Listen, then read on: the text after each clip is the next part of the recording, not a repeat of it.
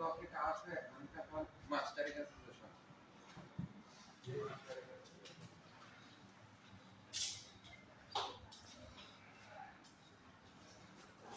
সন্ধে গাড়ি